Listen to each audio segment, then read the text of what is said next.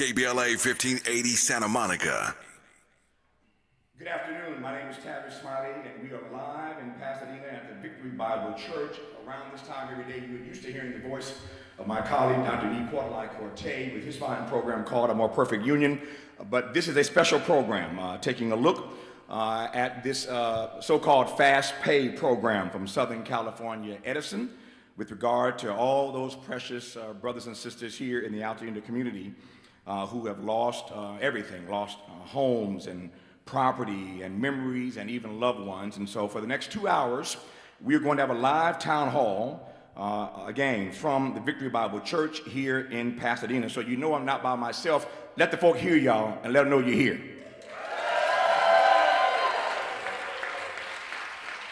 So you know I am not alone. We got a nice crowd here at Victory Bible Church, and more are coming in. But I appreciate those who made the effort to get here on time at the onset of this program. Thankfully, there are folk listening in LA and all around the country to this conversation who want to be tapped in on what's really happening here in Southern California after these fires broke out on January the 7th.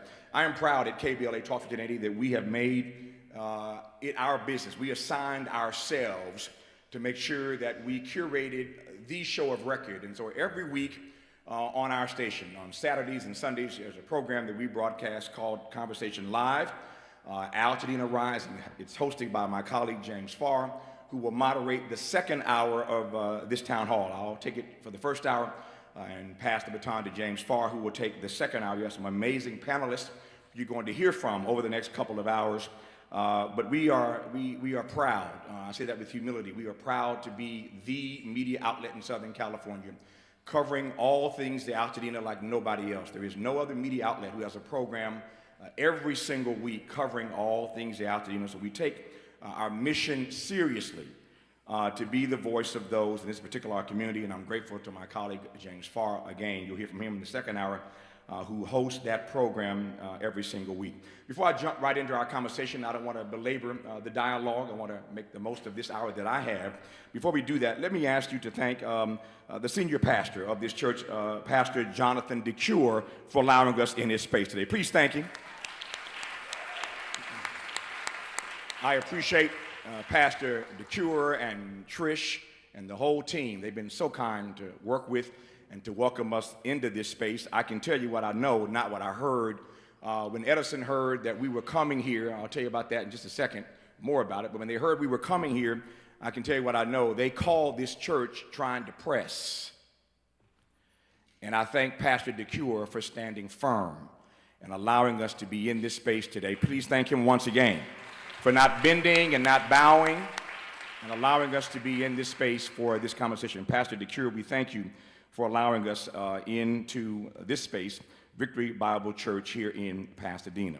Let me also ask you to thank the sponsor for this event, the Black Freedom Fund. Please thank the Black Freedom Fund for being the sponsor for this conversation today. We are grateful to Mark Philpart and the team at the Black Freedom Fund for their support in making this conversation happen. So, right quick, we are gathered here tonight to really slow down what they are calling a fast pay program. Edison calls it a fast pay program. We're going to slow it down, though. Get to the facts, get the truth, and find a path forward for this community. I have said a number of times over the past few days that fast don't mean fair. Because it's fast doesn't mean it's fair. So the point of this tonight is to give the audience gathered here inside this church, and more importantly, the audience listening wherever you are in this country right now, a better understanding of what this settlement fund is and what it is not. Before I do that, let me just suggest to you that we are in the throes of a tete-a-tete, if you will, with Southern California Edison. They promised us in writing days ago they would be on this panel tonight to answer our questions. 72 hours before this gathering, they reneged on their commitment. They have lied to us. They have lied about us. They have lied on us at KBLA Talk 1580, and you ain't going to do that on my watch. So the lying and the obfuscation, the gaslighting is not acceptable. And if this Black Talk station is about anything, it's about making sure we represent the best interest of our people. We will not allow people anyone to push an agenda that is antithetical to the best interest of our community. And so we're going to hold Southern California Edison accountable. We have been sending emails and phone calls into Edison, specifically to Mr. Pedro Pizarro, and we're gonna stay on top of that. They said today in an interview that you can read online for yourself in Pasadena Now. They said that they're not here tonight because we have trial lawyers present, and they don't want to be anywhere where there are trial lawyers. Now, legally, I understand that, but Edison was made fully aware that there would be no trial lawyers tonight at this town hall. They were told that, they were given evidence of that, and I said today on our station that there are only one or two or three ways to look at this. If I tell you that there are no trial lawyers and you don't believe me, then you're calling me a liar. We are a reputable news and talk radio station. We don't lie. Our integrity is more important to us than anything else. So one, you're calling me a liar. Number two, you don't care about the black residents of Altadena. Or number three, there's another reason that you didn't show up. I think it's all three. They don't want none of this smoke.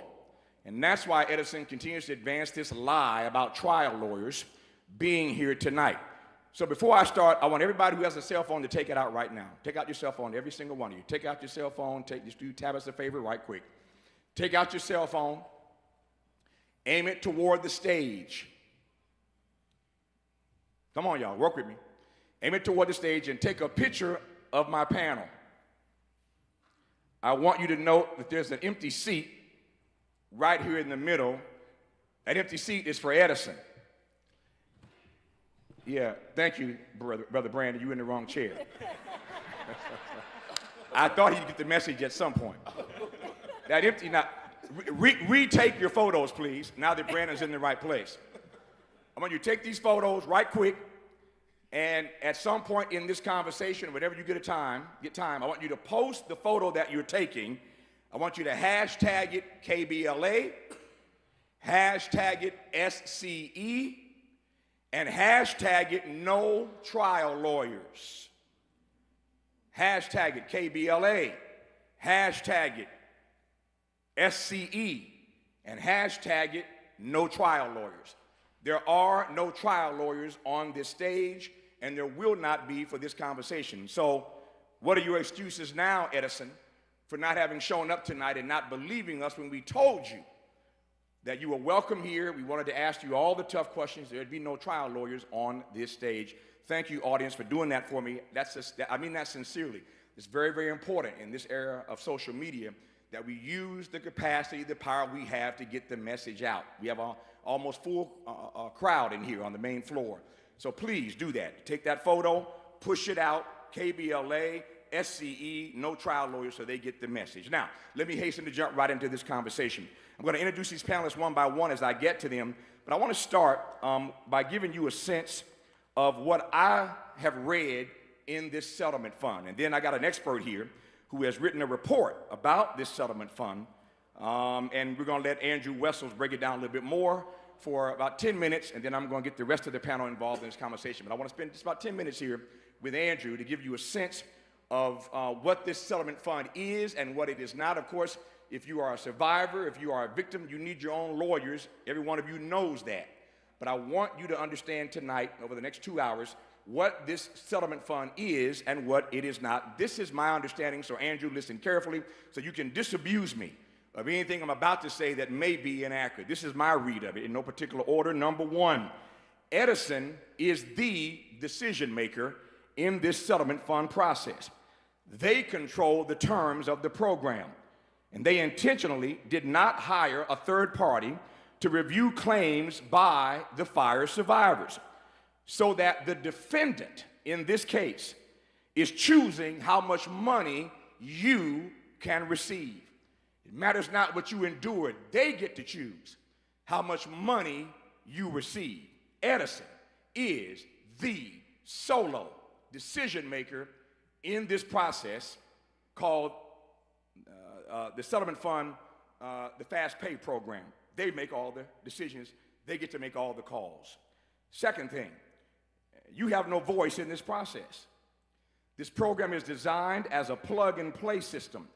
It only evaluates the compensation you are offered based on a few buckets of criteria related to the damage to your home, irrespective of your personal experience.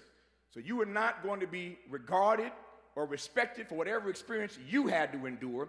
You get treated like a number, and you have no choice, no voice in this process. So to my mind, Edison is essentially uninterested in your specific story and why your specific circumstances require more compensation. They decide, they set the terms, they set the amount. Your personal story matters not to Edison as I read this settlement fund. They will not, I repeat, they will not allow you to negotiate if you choose this program. You have no leverage. Number three, Andrew, you listening? Compensation is not necessarily fast.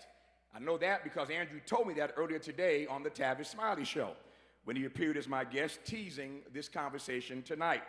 In Edison's fast pay and detailed review model, you submit your documents and receive a fast pay within 90 days if you call that fast. If you are not satisfied, you are required to submit documents in hopes that a detailed review will provide you with more recovery, in hopes of that. If the detailed review provides you with less recovery, you are stuck with the fast pay option you were unsatisfied with in the first place. This fast program could, in reality, cost you a full year of stress and still end up with an inadequate offer about which you have no say. Here's my final takeaway, and I'm going to Andrew. They've expanded the map in the final plan. There was a draft plan initially, and then now there is a final plan. In the final plan, the map boundary has been expanded so that more households are included. Edison, we thank you for that. They expanded the map, more households are included. But I don't thank Edison for this. They keep the smoke damage payment at $10,000. No higher. They've expanded the map so that more households are included, but it's still capped at $10K. It provides modestly more money for covered households, but it gives far less money to renters. If you're a renter in this room tonight, if you're listening to me, you are getting the short end of this stick in more ways than one. Finally, it provides modestly more for kids, but still treats them as fractional humans. Now, as black folk, we know something about being fractional humans. Let the church say amen. We know something about being three-fifths a person, right? They treat kids as fractional humans in this settlement fund. Now, I'm done. Andrew Wessels, what did I say that was wrong that I need to be disabused of, sir? Well, I'm not really sure I'm necessary because I think you're correct on all four of these. First, I want to say thank you so much for having me here, and I also want to just share my condolences to I assume pretty much everyone sitting here in front of me lost their home or their home was damaged. So I just want to say I'm so sorry for our losses and that we have to be here. But I'm so strengthened to be in community with all of you. So I'll just run through all four of these, and just kind of add a little bit of additional context. I come here.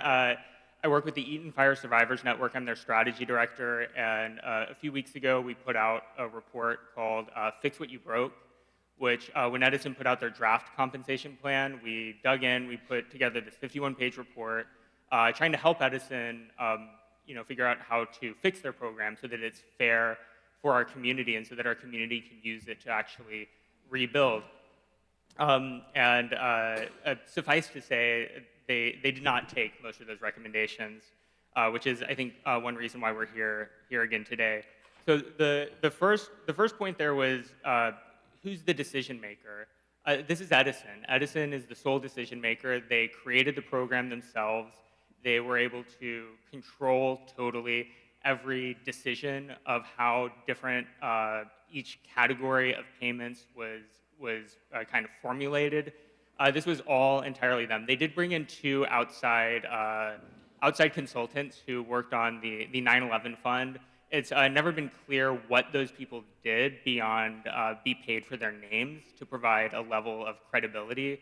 Edison's never really clarified what they did versus what was done inside of Edison. But yeah, so if you enter this program, whether it's the detailed review or this fast pay program, you have no say in how anything is calculated.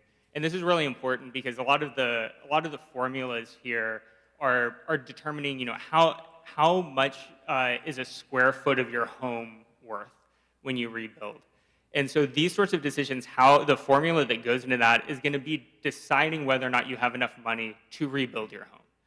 And so if that number is below what you need or what you should get, you either need to dip into savings if you happen to have tens or hundreds of thousands of dollars of savings, or your rebuild stalls, right? Your rebuild just stalls out. So these formulas are incredibly important. Basically, none of them have been made public, so there's no transparency into them. The one piece of transparency that we've been able to find is Edison asked the Rand Corporation to review the formula that they're using for total loss home values. And it was interesting. Rand, the high level was Rand said, oh, this is a valid formula. There's nothing, we can't find anything wrong with this formula. But the final sentence of the Rand report actually says something very different. The final sentence of the Rand report actually admits that Rand never looked to see if the formula generated numbers that correspond with the actual costs of rebuilding. So all that Rand did was look at the formula inside of the formula and said, well, we don't see anything wrong with the formula. It's not going to put out a number that it shouldn't put out, that the formula is sound, but we have no idea if the number's accurate or if the number that it spits out is going to correspond to what you actually need. So those are kind of some of the consequences of Edison being the decision maker and not allowing you in. And kind of going into that, we have no voice in this process, right? Edison, again, controlled everything. During the draft process, they had some feedback sessions. I don't know if anyone here went to any of the feedback sessions. By show of hands, anybody go to the feedback sessions? So Okay. there are folk here who did go. Okay, A few people did. When we at the Eaton Fire Survivors Network started getting people in, we realized very quickly that the questions were tailored to be as narrow as possible. And to give an example, there was no question asked where you could say, hey, I don't think my kid should be a fractional human being. That question, you were never able to actually respond to that if you answered their questions directly. And so their feedback sessions were designed to minimize feedback and control feedback, not accept feedback. And so again, there was no voice in this process. And this is why we went, and this was kind of the start of why we did this 51-page report. We did a press conference. Zaire down here was, spoke with us there and really kind of, tried to make a lot of noise to say, hey, we need to fix this. We need to change this so that Altadena, Pasadena, and Sierra Madre can rebuild, that these homes can rebuild. The third pillar there was compensation isn't fast. So our community is really facing some challenging kind of immediate needs. Department of Angels has put out reports in the last few weeks that upwards of half of displaced survivors are in danger of losing their housing. And we're entering the holidays. People are starting to run out of their insurance, ALE money, and really kind of tenants are having trouble making rent because rent has spiked sometimes upwards of 2 to 3 times what they were paying before the fires. That we're really in a dire circumstance for this rebuild. And so Edison comes out and says, this is fast. I don't know, I got like 5 emails the day from Edison the day that this launched, talking about how fast this was going to be. But then you look at the timeline, it's 90 days after I submit everything, and then however long it takes me to review that, and then get my stuff notarized and back to you, and then 30 days after that. It's 120 days. This is not a program that's going to solve someone's immediate needs. And this program is not designed to solve someone's immediate needs. This program is designed to appeal to that sentiment because many of us are hurting. Many of us are in need of money now. And so it's appealing to this fear and this need that many of us have because we're in challenging circumstances. So is it fair to say, Andrew, that this program is aimed at the most vulnerable? Yeah. As I said this morning, Tavis, that this is really aimed to pick off kind of the most vulnerable in our community. And because to access that money, the thing that you have to sign away a waiver that waives all legal rights forever. And this isn't just, this is including health effects. So if you get health effects from this 5 years from now, 10 years from now, 15 years from now, you've already waived that. That you and your heirs and successors have waived all rights to any kind of, and this is normal in a legal settlement, right? That you do waive rights. So there's a normalcy to this step, but to kind of push it through and shove it through at this moment and to put people who really aren't in a position to make a decision do this, it's really unbelievable. Think of all the people, think of 9/11 and all the persons in those Twin Towers who developed all those illnesses years after 9/11. You sign up for this, you've waived all your rights in perpetuity, no matter what happens to your health in the years to come. Last point you want to make, Andrew, go ahead. No, I want to build on that for a second because I want to go back to the consultants that helped Edison do this were the 9/11 fund, disaster fund consultants. And so these are people who know very well that this sort of toxic event does create those sorts of health consequences. And so I think it's very interesting that Edison has hired those consultants and then chosen to not create a health fund, even though, so what were those consultants there to do? Were they there to advise Edison to shut that down so that they weren't going to be responsible for that, versus providing expert guidance that, hey, this sort of event is going to have that. Mm-hmm. So the final one is, so what did change? The map was expanded. Yes, that's, really, it was very basic, obvious need, but Edison did it, and we do applaud that.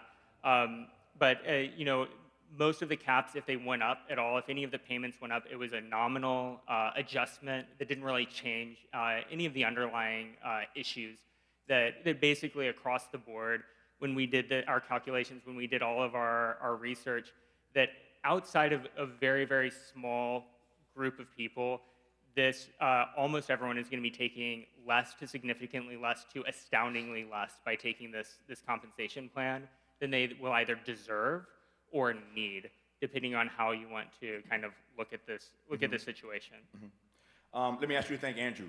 Please thank Andrew Wessels. As he mentioned, he is the strategy director for the Eaton Fire Survivors Network, where he co-authored this report, Fix What You Broke. I love the name of it, right? Fix What You Broke. He's the co-author of that. Andrew, is that report available for people who want to read it in its entirety? Yes, it is. It's at efsurvivors.net. efsurvivors.net. Okay. If you want to read that in its entirety, as I have, it's a fine report called Fix What You Broke. What Andrew didn't say, and I love his spirit, he started his remarks by offering his condolences to all of you in this room, as do I, who have lost in this process. What he didn't say was that he lost too. He is a survivor himself, so please thank Andrew once again. All right, to the rest of my panel, and I got a good one here. I see Brandon Lamar, the president of the NAACP. Please welcome Brandon Lamar. You heard Andrew mention Coach Zaire Calvin. Please welcome Coach Calvin. And our dear friend, Dr. Eshell Williams. Please welcome Dr. Eshell Williams. Mr. President, our president, not the other guy. Tell me what the NAACP is saying in this space,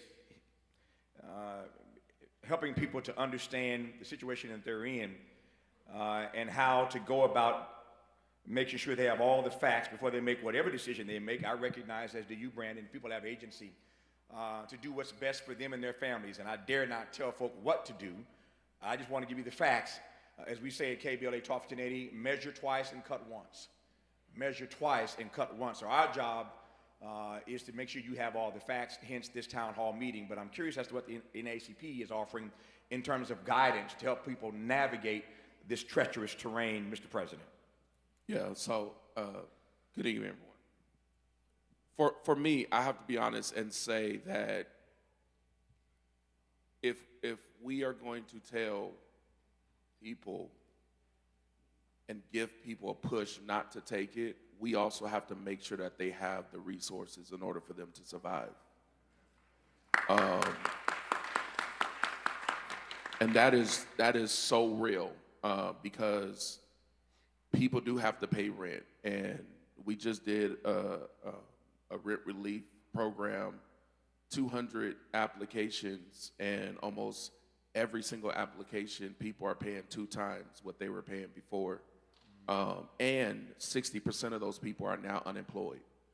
So there's a real issue that we're dealing with in our community. But the one thing that I do want to say is that you have to look at what people are not saying. And the thing that I watched, and I just wrote it in my notes right now, it's very interesting that Edison wants to take and give you a settlement, but they didn't give a county the settlement. PUSD, who is also suing Edison, hasn't been offered a settlement. So if they're not offered one, why should you take one? Come on, Brandon. They have more damages than all of us. And if they're not taking them and they're not in line for this, why should you take it? And that's the part that I'm looking at the most, is that all these agencies, all these government agencies are also a part of this lawsuit, but they're pushing for people who are most vulnerable to take this settlement as if they're giving you a handout. The real problem is our community has never asked for a handout. We've only asked for what we deserve, period.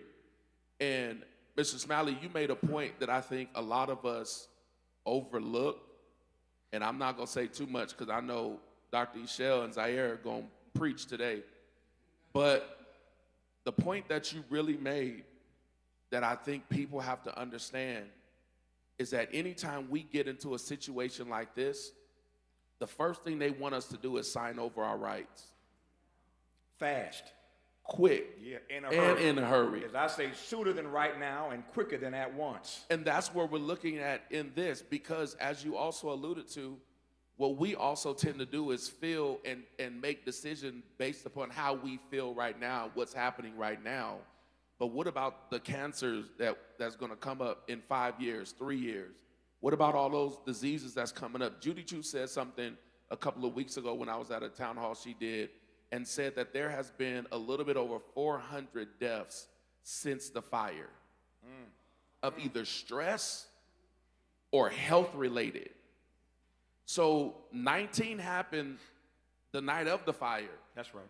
But there's been over 400 deaths since then of our community members, funerals that we're going through in our community members.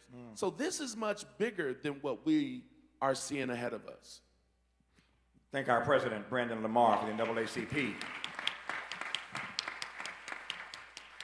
I know that so many of you in here have stories, and I've heard these stories, and I am heartbroken every time I hear them. I know that Coach Calvin has a story. I know he lost a home. I know he lost a sister. I know Dr. Isha Williams and her family lost multiple homes, 6 or 7 homes they lost in that one family. So that every one of you in here has a story, and I wish I could just pass the mic to all of y'all so the national audience and those listening here in Southern California could hear your stories. But these 2 persons on stage tonight are representative of all of you in the audience and those who are listening who have stories of your own. So please welcome Coach Calvin. So, Coach, my question essentially for you is how you and your family are navigating this moment, and how are you going about making your own decisions with so much coming at you in this moment, born of what happened on January the 7th. The mic is yours. How we're navigating now has just been taking pain to power and making sure that we get all the information that we need to be informed on everything and every decision that we make as a community. Everything has been so stressful and crazy for the community. This is not what we should be faced with right now. And what is happening with Edison and what they're doing and this program that they're presenting is not what you think. So I'm gonna explain and break down some reasons why. For any of those who at any point need what they're offering and you think you should take it, I understand. Same thing, same sentiment. But you have to understand the difference between all the other fires and the fires that we've been in. Our fire is totally different than any other fire that has happened. That's the difference. So when it comes to the litigation that comes with the fire, it has to do, we are it's a global mass tort was the other fire survivors who had to deal with PG&E. So theirs was extended for a long period of time. They had to deal with bankruptcy. They had to deal with a whole lot of different things. They had to deal with everybody being put on that case, which was over 60,000 people, which was in an amount of about $14 billion that they had to separate between those people and the time that it took. Our case is nothing like that. Our case is Edison has a golden goose, a bag that's sitting there between $14 billion to $20 billion that is sitting that has to be paid out to us. And it's a mass tort that we're not on the same level as any other case. The time period, the reason that they're rushing so fast in these situations is because this is not a long litigating situation that's gonna go on for years. They want you to believe that because they want to get you to hurry up and sign away on a lot of things. 95% of cases settle without ever going to court, and it will happen within the time before they go to court, which they've already given us a date. So you guys have to understand that. That date is already in 27. So again, the extension of what they're gonna do also is when you're going into all these different filings and stuff like that, you still have to prove your case to Edison. That's the part that's insane. To the same point, they know they burnt you down, they know they took everything from us, but you still have to prove and show that you can get the max amount that they're offering. So again, this is another way to mitigate costs. All this is business, whether it's the insurance companies or whatever. We're specifically on Edison, but it's to mitigate costs ahead of time. Get people, like Brandon said earlier, get people while they're hurting. Get people not to believe that that money is not available there for them. That is why in the beginning of this, we were asking Edison, why not front $200,000 and put an ADU on everybody's properties and get people situated back? Do a program like that ahead of time. Do something that actual, that's why I wanted Edison here so bad. So bad. So did I, Zaire, so did I. And it was to ask intelligent questions. The other part that bothered me about them not even being here is they treated us like it was gonna be some kind of circus show or something like that, how they treat when black people have... Let me jump in right quick. What they said was, in addition to not being here because they thought plaintiffs' lawyers are gonna be here, they didn't want to be a part of something that was Jerry Springer-ish. See, and I'm not... That's what they said. And I'm not biting my tongue on it, and that's why I wanted to put it out there. So they didn't think it was gonna come from college-educated, survivors who really care, who are actually matter in the community. They thinking that you're gonna come with some ignorant talk. And it was just questions. Because the only questions I have for them is why don't they present a program where they actually make people whole? The project that they're giving is 53 to 73%. They know that. They're giving you a percentage of what whole is when you've lost everything plus your pain and suffering. So that means 100% plus is what we deserve as a community. So that's the part that we have to really be clear on. We have to really be clear on. And a lot of philanthropy has helped a lot and stuff like that on the side. And I know there's so many families struggling, and that's why it's trying to find a way to make sure that we can stay afloat as a community to hold each other, because there is actual money on the back end of all this. That's why I'm being so clear. This is not a guessing game. This is not a hope, a wish. This is not me talking. I have sat with the top litigators in the case to make sure the information was checked properly. I make sure I bite my tongue on what I'm not supposed to talk about and be clear on everything. So there is money, when I say billions of dollars that are coming to the community for what they did and what is deserved. And as a community, we have to stop feeling like, well, I have just enough, and that's okay. I need to leave this for somebody else. That does not cover your pain and suffering and everything that we've gone through as a community. So make sure you do not bite your tongue when it comes to this Edison case. Please thank Coach Calvin for being here. Andrew, I want to come back to you right quick. There is, as I often say, there's no naivete in asking this question, but I want to ask it anyway since Coach Calvin put his finger on it. Why is Edison not interested? Why does this settlement fund not address making people whole? Why is it just a relative percentage of what they lost? Well, I mean, you know, it's because it's a business. It's a stockholder, you know, publicly traded business. You can go and buy Edison stock and be a stockholder. And so everyone who's involved is you know, those first two tent poles were that Edison chose everything and that there was no voice for the community in there. And that means that everyone involved with building this program has an actual responsibility, a fiscal responsibility to prioritize the value of the stock for the stockholders, first and foremost. And so that's what they're required to do. They're required to minimize risk. They're required to minimize financial liabilities, all of these things. And you know, to build on what Zaire said, is they don't only have this $18 to $21 billion, or whatever the actual number is, at the Wildfire Fund. The governor also recently signed a law saying that any amount over that is going to be not paid by stockholders and the equity of Edison. It's going to be added as a surcharge to ratepayers. So ratepayers across Southern California will be paying, including us, will be paying for any overages. So Edison as a company is totally insulated itself from actual financial liabilities, which is the job of the people who created this program. Yeah. And can I add to that real quick? Sure you can. Exactly what he said, and I just want to make it in layman's terms. It means Edison will not pay a dime out of their pocket.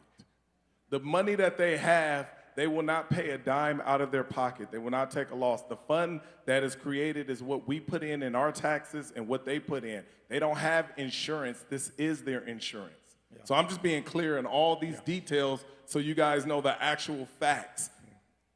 Let me put a finer point on this. This is a bright audience. You already get this. But it's worth saying even more clearly. Whatever money you are going to receive is already your money. Just think about that. This is what you put in. Whatever you're going to get, it's already your money. So why do you have to fight to get access to your money? And if it's your money, shouldn't your money make you whole?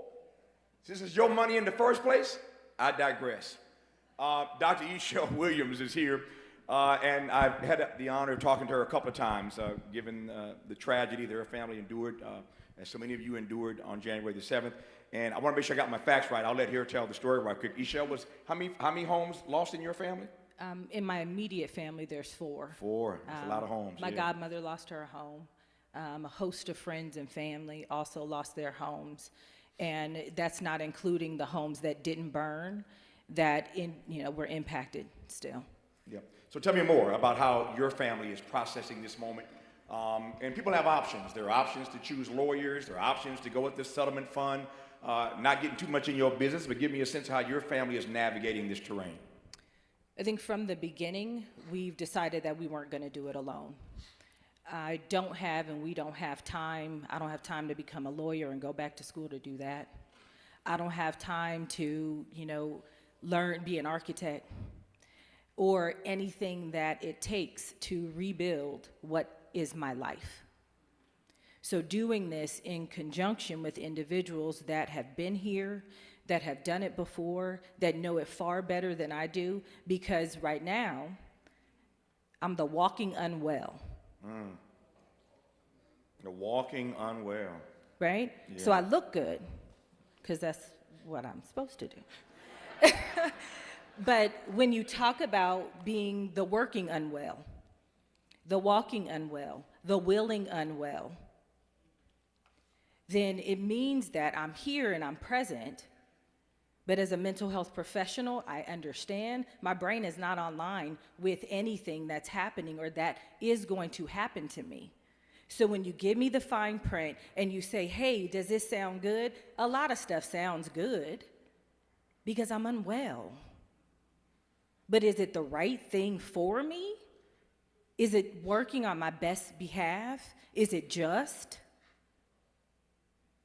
And when you think about me being in pieces and not putting me together so that I'm whole, I just get to stay in pieces and you never ask me how I'm doing, because what they're offering doesn't ask me at all. It asked an object. It asked the house, how are you doing? And the house said, I burned down. So what I understand and know is that the home that I lived in doesn't heal me. The people that I lived with in my community does. And it doesn't ask us, the people, how we are. It just says, sign this and I'll give you this. Well, I'm not for sale.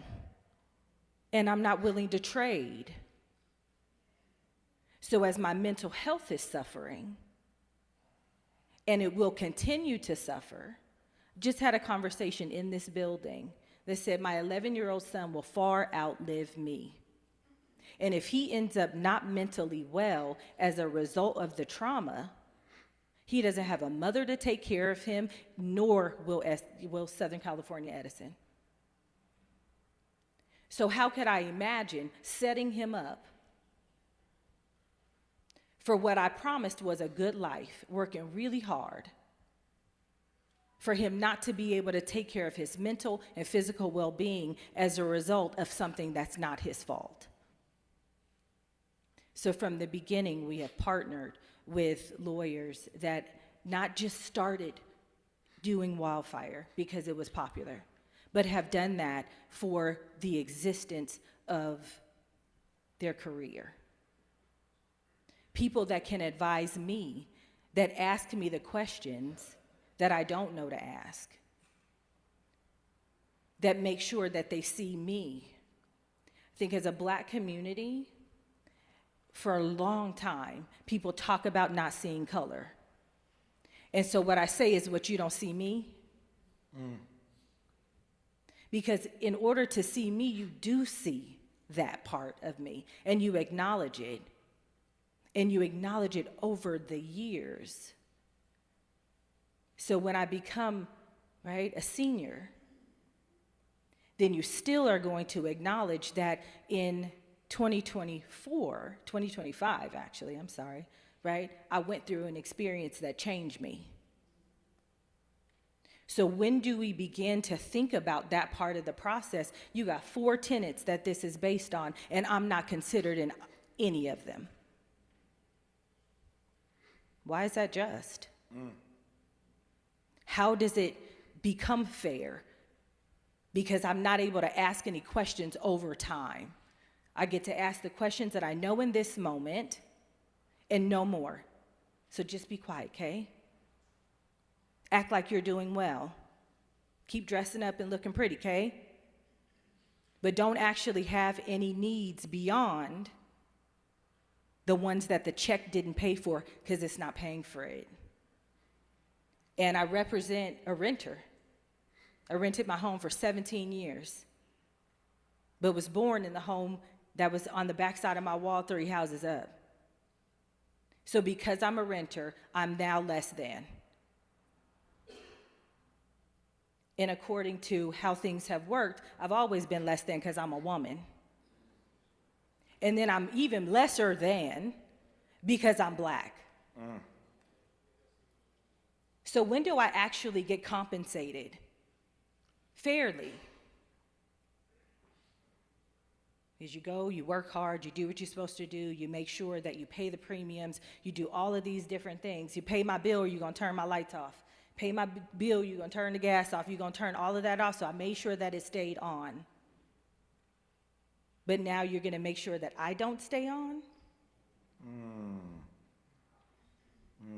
So at some point, it's gotta make sense. And I'm in need, just like all the rest of us, in my immediate life. But I have a community that has come and helped so that I can try to just hang on long enough to ask for, to use my voice, to stand up, to come here, do things like this, to be compensated, because I'm not asking for a favor. So as we think about who we are, how we stand, being in the space that we deserve to be in, as I deserve to go home, I want to go home every single day. We live in communities that are not ours, that do not embrace us. And then look at us like those poor people. Nothing poor about me. My shirt says the house is broken, not my faith. So I can stand strong on that. I can stand strong in that. And as I stand with all of you in whatever decision you decide to make, whichever decision it is, ask for the help that you need. Yeah. And if this doesn't give you the help that you need and that you deserve, then think thrice, right? Not once, not twice. Think 3 times. Yeah. And then think another time. And if you're stumped, ask 3 more questions. What is it going to do? When is it going to do it? And why are you offering me something that I didn't necessarily ask for, that I know I deserve more? Right? We didn't ask for this. But as a community, we stand with one another, making the best attempt that we possibly can to pull it back together. Dr. Eshel Williams. Let me just ask, Dr. Williams, while you've got the mic, let me just ask you a quick follow-up. How do we process in this moment, given what you've just said, that whatever Edison is going to pay out, and Coach Calvin made the point earlier, it's only 53 to 73%. As Andrew pointed out, you're not going to be made whole by Edison. That is not their interest. But how do we process that whatever comes out of this settlement fund, it does nothing for or about the pain and suffering that you just spoke to? How do we process that, Dr. Williams? No, you talk about it every day. If you hang on to it, then it becomes anxiety and it becomes depression. I tell people all the time, anxiety and depression are a result of trying to be too strong for too long. And we've been strong long enough. Share it. And if it doesn't come that there's compensation for it, seek out the help. Looking in everybody's faces, I don't have to tell you my story for you to say, I understand. So as you think about the next step, it is take the next step to wellness, take the next step to help, do something every single day. I urge people all the time, don't only feel the sadness.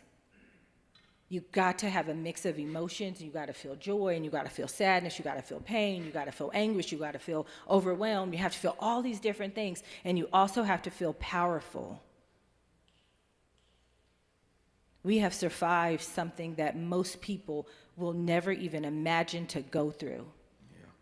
So think of yourself as resilient, and think of yourself as strong, and think of yourself as brave. So that when you walk through this, right, and you're telling yourself those things, you will then become it. But share it. Share it with everybody. Share it with anybody. So that they know and they can understand, right? This isn't just a one-off. It wasn't one house on my block. It was every house on my block when there's 3 standing on one side and 3 standing on the other. Wish one was mine.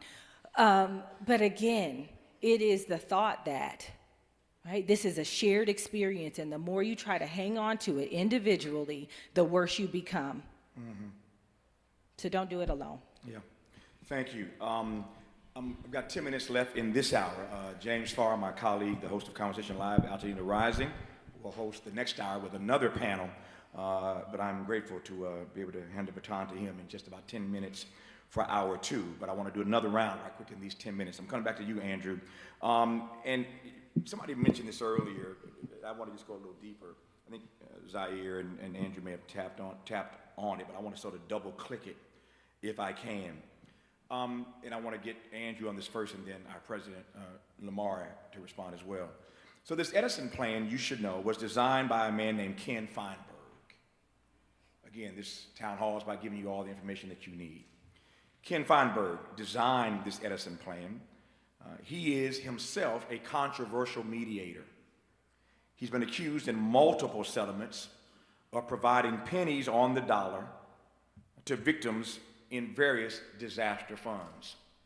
So Mr. Feinberg has a track record, and so I'm giving you his name so you can Google him and read for yourself about the work he's done prior to being hired by Edison to design this particular plan. He has a track record. He's good at this. He knows how to design plans that offer pennies on the dollar to victims in various disasters. He's got a track record. He's got a backstory. Write his name down and Google and read more about Ken Feinberg.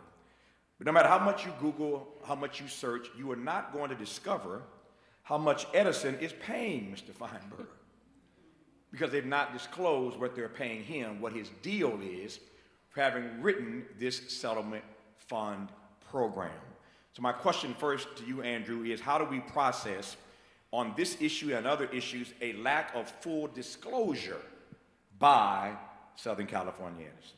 Yeah, I mean, I think that's really important. And last week, I actually went to the council meeting that the government council that oversees the Wildfire Fund. And there's all of these rules about transparency that Edison has to have in this program. But unfortunately, the program, the Wildfire Fund's processes don't require that transparency extend out to the public. It just says that someone has to look at something somewhere, and it's usually behind closed doors. And so, yeah, that's you know, it speaks to everything that there's when someone doesn't want you to look behind the curtain, that probably says you should look behind the curtain. and you know, if you go to our Fix What You Broke report, you'll see that in category after category, anytime there was any little bit of transparency that we could see or that there was anything that we could calculate, Edison's numbers came in far below what's needed to rebuild. Far below what's needed to rebuild. And this is a really important thing, and I know we're pushing time, but I want to just push one more thing. The 5 most dangerous wildfires, this is an LA Times investigation that came out recently, is that the 5 deadliest fires, or the 5 biggest fires in California that are 5 years old or older, only 38% of those homes have been rebuilt. Only 38%. And where those homes are rebuilt is when insurance and utilities that are at fault pay out fairly and promptly. When those two things don't happen, those communities do not rebuild. And that's really kind of what we're facing here. And Edison is, by not having this be transparent and by it being clearly below what is necessary to rebuild, this is a significant problem for our entire community as we try to start hitting these numbers and start getting homes back up and businesses back up, because that can stall out. And if Edison doesn't do what is necessary, it will stall out. Andrew, one other question right quick before I go to President Lamar here. In addition to co-authoring this report that I want you to read called Fix What You Broke, it is this community advocacy group's report on the settlement fund. So I want you to read everything about what they have to say in this Fix What You Broke assessment of the settlement fund. Read it for yourself. Don't take my word for it. But what Andrew also did that he didn't mention was that he analyzed 500 stories to produce the State Farm files documenting State Farm's illegal claims practices. I wonder if you might say a quick word, Andrew, about these insurance companies that you just referenced. Yeah, of course. So last month, I've referenced the Department of Angels report that came out. 70% of Altadena or Eaton Fire and Palisades Fire survivors are facing delays and denials from insurance. That means that we don't have the money we need to remediate and or rebuild our homes. That insurance is required to pay us by our contracts. And so we did this report back in the spring, and kind of, just started hearing people say, why isn't insurance giving me money? Why isn't insurance paying what I think they're supposed to pay? And we gathered 500 of these stories, analyzed them, and actually found out, mapped them to actual laws that State Farm was breaking. And, submitted that to Ricardo Lara, the head of the Department of Insurance. And we got State Senator Ben Allen and our state senator here, Sasha Perez, to push. And so now there's an actual market conduct investigation, an investigation into State Farm's illegal practices that the Department of Insurance is currently doing because they are not paying us what we need. So if insurance is already not paying us what we need, Right. and then Edison is coming in and saying, we're going to pay you a lot less than what you need, people are going to be hitting walls hundreds of thousands of dollars short of a rebuild. Nope, that's what I mean by not being made whole. President Lamar, how is the NACP processing the transparency, the openness, or lack thereof from Edison? Yeah. So, there is no transparency. This was created, and then they did town halls that you can only ask questions about what the information that they gave you, but there was nothing to ask you what you needed. So I think that's a lack of transparency right there as well. The thing for me is that I consider this, what we're hearing and what we're seeing, this is, and I'm not a judge or a lawyer or anything, not even trying to be one, but I have watched a couple of First 48s. And what this looks like to me is a plea deal. And Say that again. Looks like what? this looks like a plea deal. A plea deal. And the judge is all of you. Here's what I mean by that, is that, and this, I'm not telling nobody what to do. This is your life. You have to make the decision for yourself. But what this looks like to me is that this is a plea deal, and if you judge based upon the plea deal, that if half of the people in here actually accept it, they can actually go to court and say, hey, look, we tried. And that does not serve our community. So you do have to do what's best for you. Yes. But they're not paying what they actually need to pay to make everybody whole. And only you know what it costs to make you whole. That's right. The last thing I'll say is this. The biggest thing for me, and this is the problem that I'm having right now, and this is what we're advocating for right now, there is not a percentage that they can give us of black families who have applied for permits and who have been approved for permits. I have asked the county multiple times, give us the number. We know that there have been 400 some permits that have been approved already, but there is not a number to tell us how many black families have applied or even approved.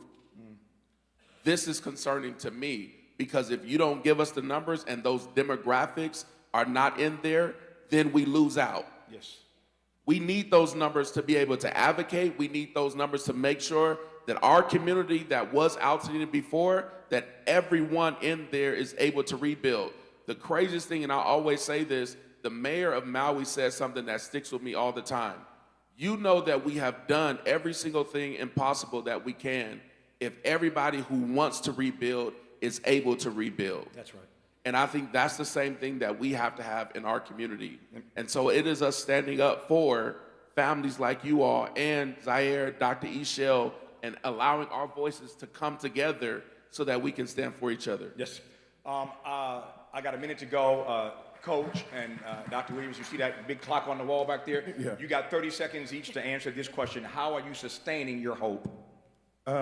Sustaining my hope is the community which I want to serve and be a part of and been a part of.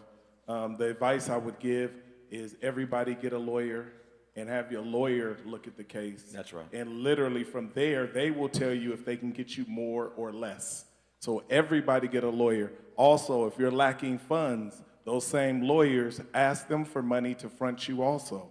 I don't hold everybody accountable. They will do that. If they know they have money in their hand that they're going to get in your lawsuit, ask them to front you and carry you. Dr. Ishel Williams, how are you sustaining your hope? You know, by faith, right? KBLA 1580 Santa Monica. Whatever it is you believe in, right? Then turn to that. And turn to your friends and your family. Cry when you need to. And do every single thing that is in your best interest that you can do on every single day, right? You stay strong, you stay faithful, and you look towards the future. Not too far because you get anxious, but Let me just ask you to thank Dr. Ishel Williams. You can do better than that. Come on. Thank Coach Calvin. Thank President Brandon Lamar. Thank Andrew Wessels. Thank them all for being on this panel. They can step down now.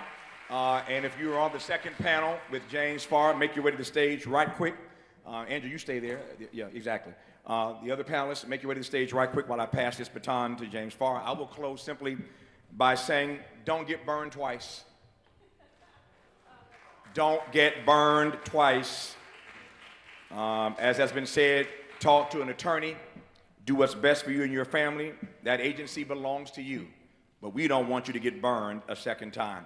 It is my great honor now to turn this microphone and this podium over to my colleague at KBLA Talk 1580 for the second hour of this conversation. His name is James Farr. He hails from this community, lives in this community, as you, many of you know him. But he's the host of our show of record, Conversation Live, Altadena Rising, every Saturday and Sunday on KBLA Talk 1580. Please welcome James Farr.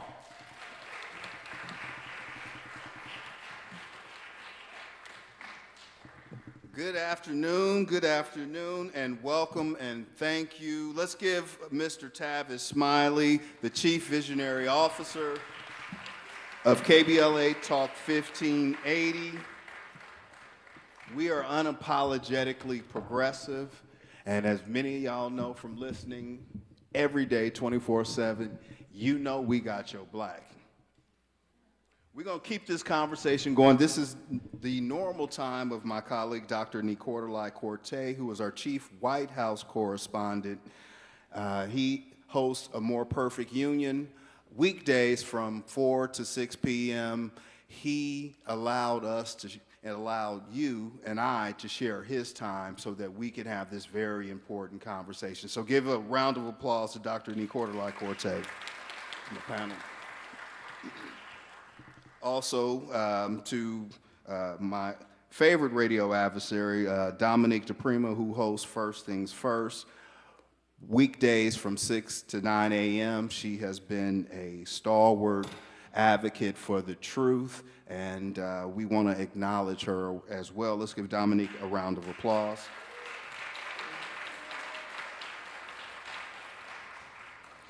I am James Farr, and I do host Conversation Live, and it is my honor and really a duty.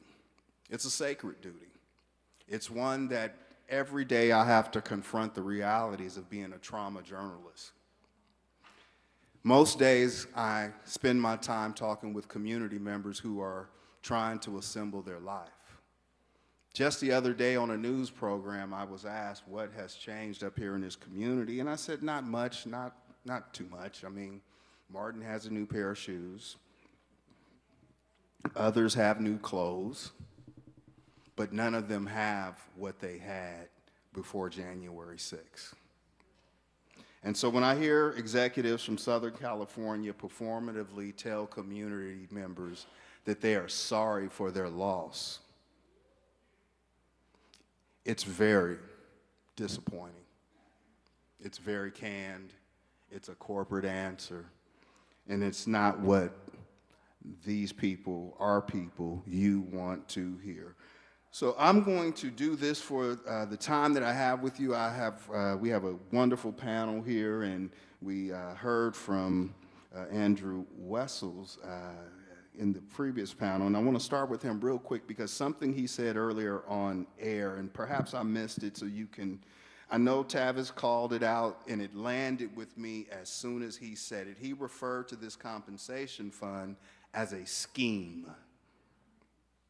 Andrew, what do you mean by a scheme? Yeah, so that kind of was a slip of the tongue maybe this morning. I didn't, I don't think I've ever used the word scheme for this. It's always the compensation plan. But it was, Tavis noticed that, and it really did kind of, it clicked the moment it clicked in his head that, I think we talked about that in the first hour. Why can no one see behind the curtain? Why was no one else allowed to really provide real feedback? Why was the feedback that was given largely ignored? Why are none of the numbers that are coming out of this corresponding in any way to anyone's actual ability to say that this equals what's necessary to rebuild? And so, yeah, that idea of a scheme as being something that's like a little, that like the evil villain does, to try to trick the hero or something. And so I when I first used that word, I wasn't doing it consciously, but as I was preparing this morning and last night for this talk and reading through everything, I think that's really kind of what personally this ends up looking like to me. Is it's they've come out with this very, very difficult to read report.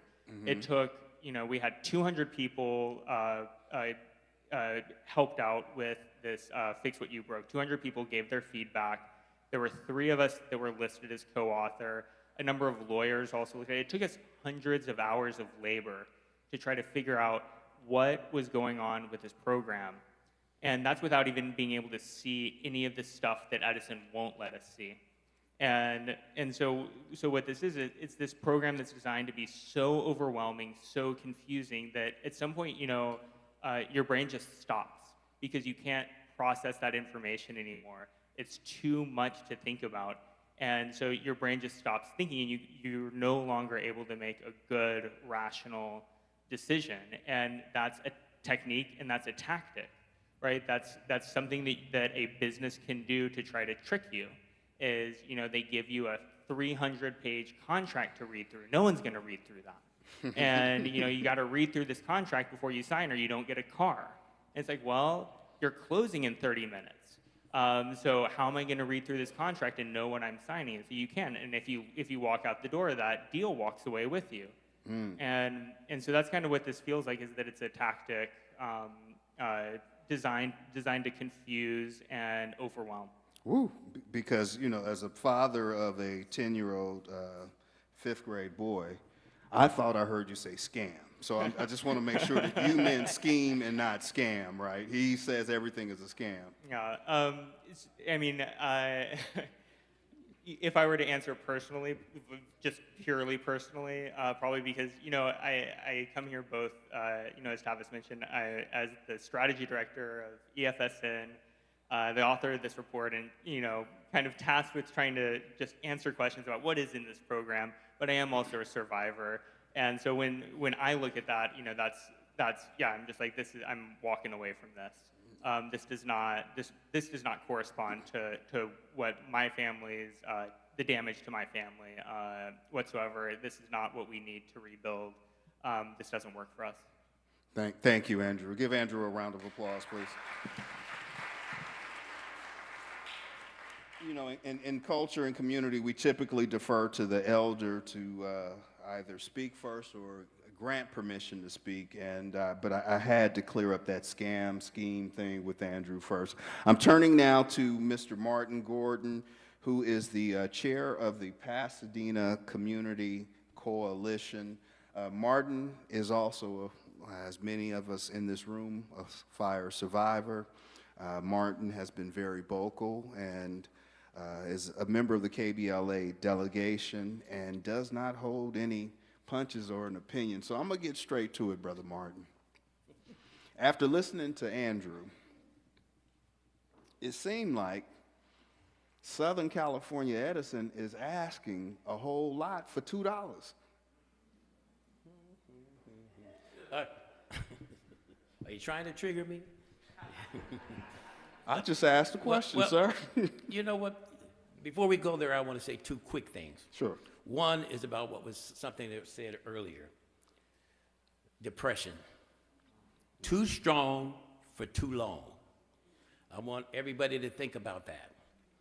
My family told me every morning since the fire, I get up between 3 or 4 o'clock in the morning. I start to work on what we need to do for our people in this fire. When I go to bed at night, I wake up remembering the fire and remembering I almost died. It's been, 9 months now? And my family said to me, "You're in denial." And I said, "Not really." But then I heard something on your show, sir. Whose show? Your show. His show. You, James Farr. Yes, sir. On What your did you show. hear, sir? And it was the counselor, and she said something about healing, and I want to say it back because it struck me. First there's denial, then there's anger, then there's bargaining, then there's depression, and then there's acceptance. But then she said something else. She said, there's going to be no acceptance. She said, pull acceptance out of that. We understand, but we will never accept. Never. So thank you, thank you. There it was, right there, girl, right there. Wait a minute, this happened 2 or 3 weeks ago, and I still remember because I said, this was so important. Yes, we are not accepting this. We understand it, but we're going to fight to the end. So let me give you the $2 bill. The $2 bill on this. We can give it to you in wooden nickels, Martin. If you want. Oh, I know you would. Okay. But I want to get right to the point because, you know, all this talking around doesn't make sense to me. Here's the bottom line. Here's what Edison wants from you. If you can't hold out, then go sell your property and sell your soul to us. Now, I'm not trying to make you feel uncomfortable about doing this, because guess what? If I didn't have the people around me to help me be able to hold out, I can rest assured, so don't anybody feel sad about it, what you have to do for your family, because family's first. Yes. But if I didn't have people around me to hold on, to help me hold on, I would have to sell because my family's got to survive. So this is what this is about. I give you 50 cents on the dollar, and if you're low-hanging fruit and you don't have the money, and we know all these nonprofits, they're no better because they didn't come to help us. They didn't come to help us and say, guess what? Guess what? We'll help you get an ADU. How many black homes have been saved by the $100 million, $200 million that was raised for us? So when you look at Southern California Edison, thank you. At least you had sense enough, no matter how bad it is, to come to us and say, here's something for you. You got a $200 million and told us, get a new pair of shoes. So who's the fool here? Who's the fool here? But Brother Gordon. I told you not to start me. You know, you told me that the devil was in the detail, and as folks evaluate their paperwork, and what we've maintained as our mantra into this process is for folks to measure twice and cut once. You touched on the nonprofits raising what some would say have estimates are $500 million upwards to $1 billion were raised in an effort to make you folks whole. Ain't it kind of strange that the folks who burnt you out came to you first and God sent those angels and they ain't landed with the money? That is the point, James, I was trying to make. The devil is in the details. The people who burned me out, no matter how bad this is, because it's 50 cents on the dollar, make no doubt about that, they came and at least had sense enough, no matter how crazy it might be, to say, let me try to make you whole. But I'm going to trick you because you ain't going to get whole. That's okay. But that is senseless, isn't it? You billions of dollars, and you didn't have sense enough to come up with a program to put some ADUs on my property to help me get whole. If you need $500,000 to build back, $500,000 or more to build back for what you got from insurance, we'll give you that. We'll put it in escrow. You want the money back? Wait a minute, you want the money back? I know how you are. You got me to make, I got to say something really bad. No, you don't do that. We know how you are. We were willing, I told this to a nonprofit, we are willing for you to give us the money. We will sign that when we get our money back, we'll pay you back. We just want to be whole now. You know what they said? Oh, we can't do that. We can't give money to y'all. Why? Well, we don't give money to people. Oh, wait a minute, FEMA gave me money. A lot of other agencies gave us money, so why can't you? Well, that would be a paradigm shift, and we don't understand paradigm shifts because, but we do know, I've never seen so many crazy things being said to me. Wait a minute, and yet, what show did they say this was going to be? That's their show. Jerry Springer? They're Jerry Springer. They're Jerry Springer to talk to us like this. Wow. Thank you. But give Martin Gordon a round of applause. I want to now talk with our sister, the Honorable Jackie Robinson Beasley, who served as the Vice Mayor of this city of Pasadena for many years in many terms, and eventually, as you know, Jackie, somebody said to me, and I'll get to your backstory, but somebody said to me, you don't live in Altadena because you were an elected official in Pasadena, right? But once you got out of office, you and your husband and your beautiful daughter and his son, you relocated up to Altadena, right? I want to know about that night. January 7th, somewhere after midnight, when that fire crept west across the foothills. Can you mind sharing that with us, Jackie? Sure. Mayor. Thank you, and thank you for the deference as well, but at this period in time, I'm a regular tax-paying community member that also suffered a total loss in this fire. So just like when I was on the city council in Pasadena, I would always say, you know, I appreciate people's deference and, you know, advanced treatment, so to speak, in some situations, but like I want everybody to be treated like they were the vice mayor or they were the person in charge, so to speak. And so especially with regard to the Eden fire, I think the thing that has been so devastating to me is that, and forgive me, because... Take your time, take your time. Folks, this is the, for our national audience and audience listening online and on the radio here,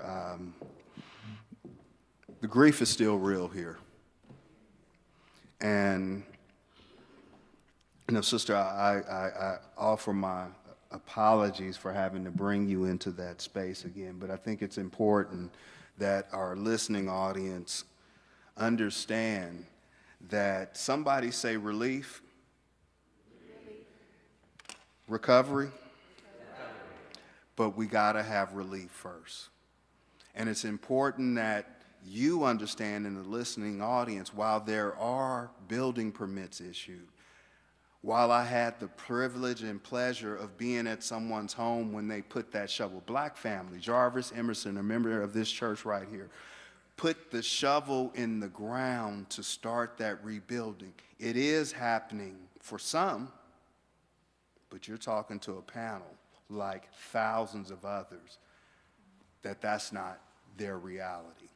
And then for executives of Southern California Edison to have the gall, audacity, and the caucasity to refer to us as liars made me have to code switch on a television program because I was completely out of my college words. And there was nothing else to do other than what my big mama or pawpaw would say is, boy, you're lying. That's all I had, Tavis. I'm sorry. I'm sorry. But Jackie, thank you so much for sharing. I'll come back to you in just. I'm okay. And your statement actually just reminded me.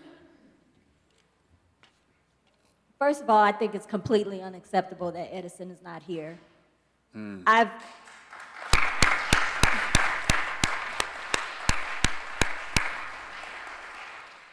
a local elected official, I've been in my fair share of public forums with people both from the city and other cities, not so friendly spaces. And as an elected official, you're not guaranteed to be in front of welcoming crowds.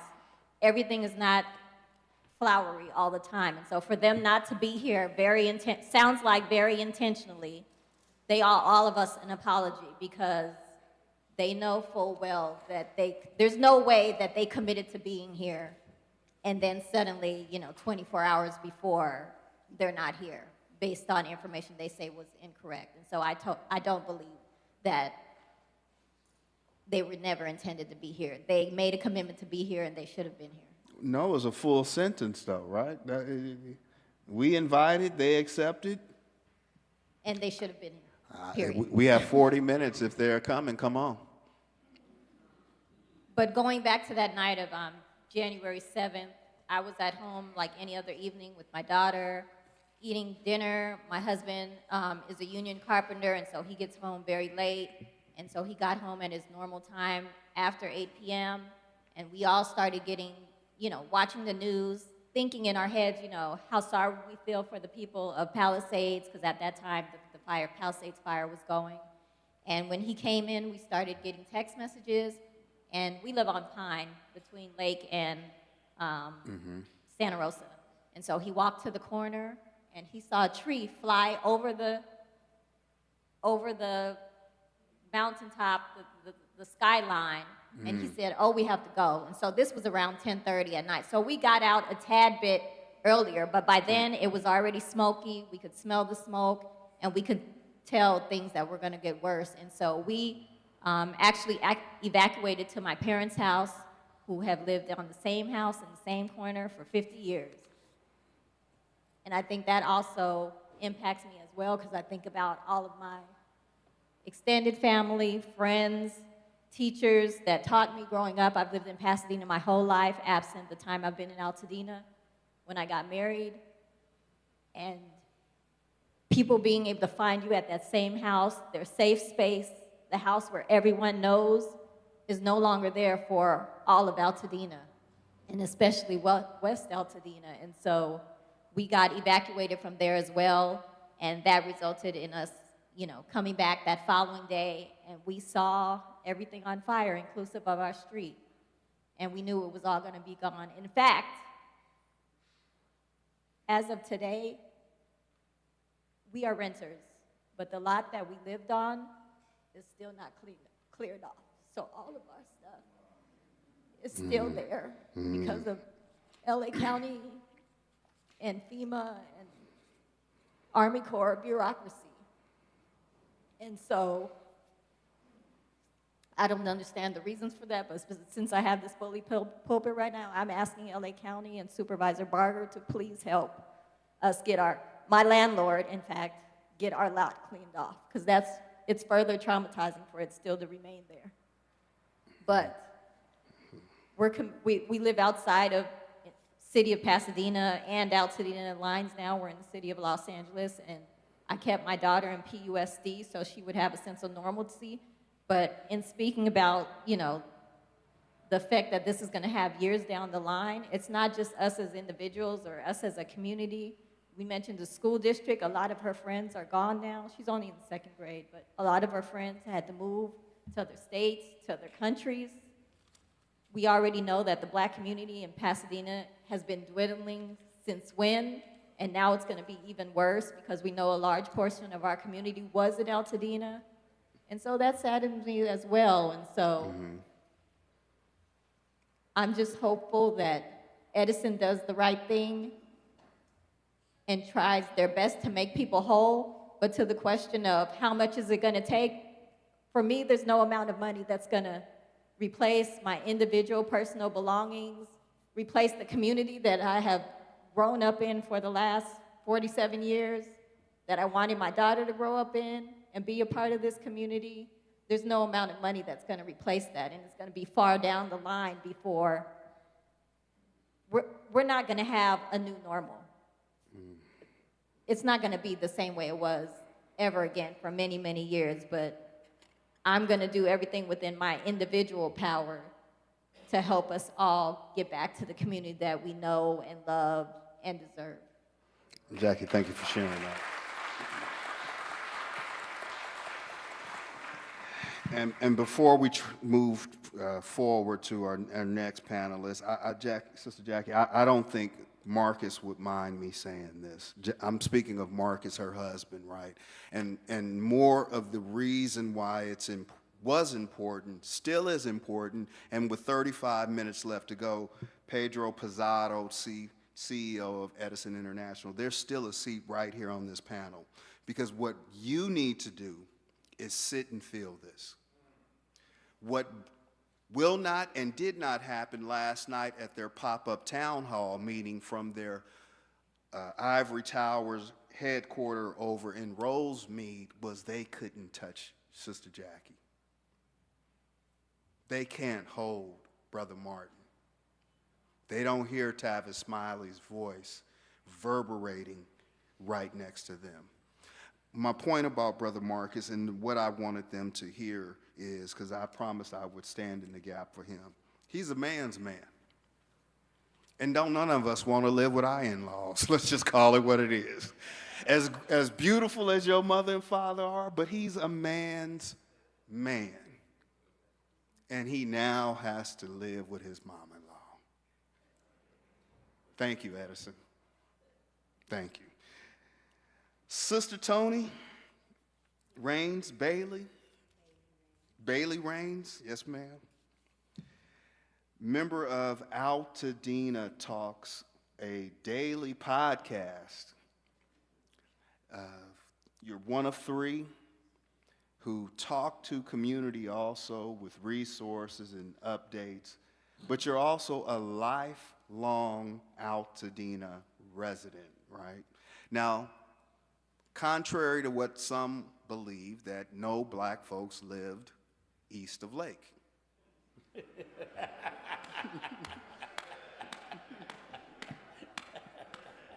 I know a few.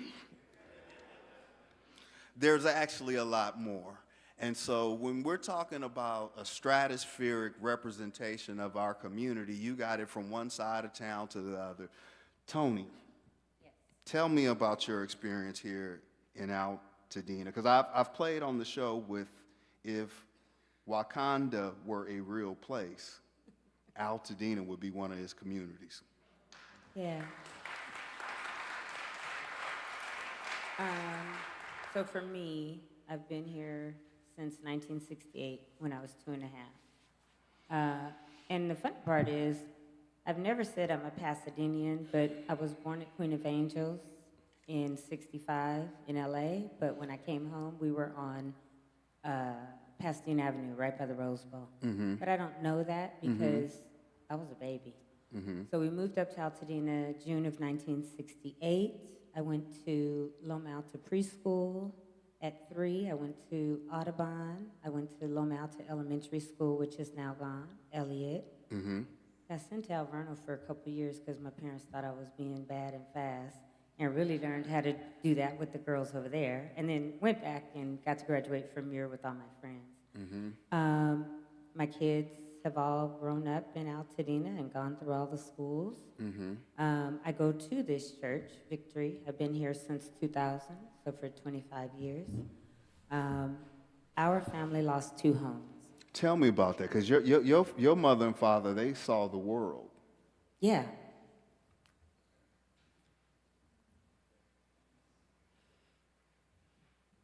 I'm sorry, take your time. It's all right, baby.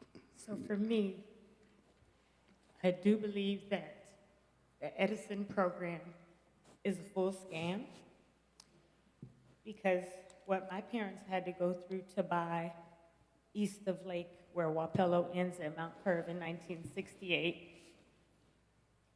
and have white neighbors move because they moved in. And my father is an engineer, to have put his entire life, and my mother, into that property for 57 years, to have traveled everywhere. Africa, China, Italy, Spain, you name it. Micronesia, which a lot of people don't even know where that little island is. All over the globe, and have everything that they brought back in their home, and to have lost it overnight because of Edison's negligence. The tower that burned down should have been removed in 1971 when I was 6 years old. And it was not. It was supposed to have been decommissioned and removed, but we saw when they removed it recently. My sister, who lived in Eaton Canyon across from that tower, saw it at 6:30 when it lit, or when the spark happened, and ran out to tell all of her neighbors that they had to go. Didn't realize for 2 days that she got burned, that she was burned by embers, going to tell all of her neighbors they needed to leave. My daughter, who lived with my parents, my nephew, and my brother, who I called and lives in Temecula, but he's a fire chief for CAL FIRE. I told him, get up here now. Get to mom and dad's house. They stayed in the house, and the power was still on at 9:30, 10 o'clock at night. So for Edison to have said, and we were close to you, but Wapello all the way where it ends in Mount Curve, for Edison to have told people that the power would be off that morning, it never happened. My daughter, my nephew, and my brother were there 1:30, 2, and 2:30 in the morning, trying to salvage and save the house and everything that they could. My daughter left at 1:30. My nephew left at 2 and went to his apartment down in Pasadena. My brother, who was exhausted because he's CAL FIRE and had worked all day, decided to sit on the couch for a minute. He fell asleep. And he said, Tony, there was a gust of wind that had to be at least 100 miles an hour that woke me up. Had it not shook the house the way it did, I would have died on mom and dad's couch. For me to get the call at 3:45 saying that the house was gone, I sat up in bed and I screamed. I am a U.S. Air Force veteran that has PTSD and CPTSD. My father is a U.S. Air Force veteran who did everything to keep his property. And for it to be gone and Edison offer what they're offering people is egregious. It's shameful, in my personal opinion.